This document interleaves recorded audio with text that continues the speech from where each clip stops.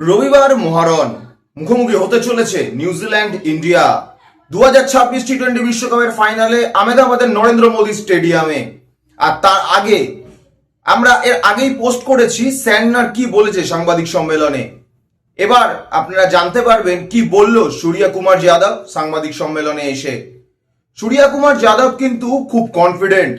সাংবাদিকদের প্রশ্নের উত্তরে তিনি বলেছেন যে আমার দল কিন্তু সম্পূর্ণ তৈরি ফাইনালের জন্য এবং আমাদের প্রত্যেককে আমরা রেডি নিউজিল্যান্ডকে ফেস করার জন্য।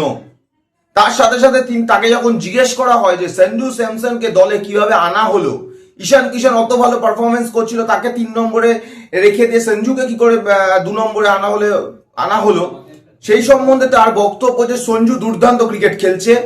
সেমিফাইনালে ও খুব ভালো ব্যাট করেছে এবং তার আগের ম্যাচেও খুব ভালো ব্যাট করেছে। ইন্ডিয়া এর আগে যে বাইল্যাটারাল সিরিজ খেলেছিল সেই বাইল্যাটারাল সিরিজে কিন্তু ওপেনিং জুটিতে এবং তারপর 3 নম্বরে অর্থাৎ 1, 2, 3 এই 3টে জায়গায় কিন্তু এই সঞ্জু, অভিষেক এবং ঈশান কিষান খেলেছিল এবং সেখানে কিন্তু দুর্দান্ত সাফল্য পায় ইন্ডিয়া দল এবং সেই সাফল্য থেকেই কিন্তু ঠিক করা হয় যে ভার্চুয়াল কোয়ার্টার ফাইনালের আগে সঞ্জুকে দলে অন্তর্ভুক্তি করা হবে এবং সেইখান থেকে সূর্য কুমার যাদব বলছে যে দুর্দান্ত ফলাফল পেলাম আমরা, অর্থাৎ ইন্ডিয়া।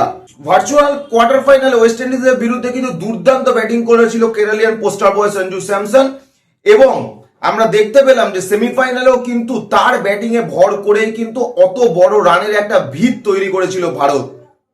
সেইখান থেকে দাঁড়িয়ে বলাই যায় যে ফাইনালে এই 3 ত্রয়ী যেখানে দাঁড়িয়ে অভিষেক শর্মা, ঈশান কিষান এবং সঞ্জু স্যামসন, এই 3 ত্রয়ের ওপরে কিন্তু নির্ভর করছে কত ভালো বড় রানের ভিত ভারত তৈরি করতে পারবে বা চেস করলে যদি বড় রান করে নিউজিল্যান্ড তাহলে সেই বড় রানকে কত তাড়াতাড়ি চেস করতে পারবে, এটা কিন্তু নির্ভর করছে এই 3 ত্রয়ীর ওপরে।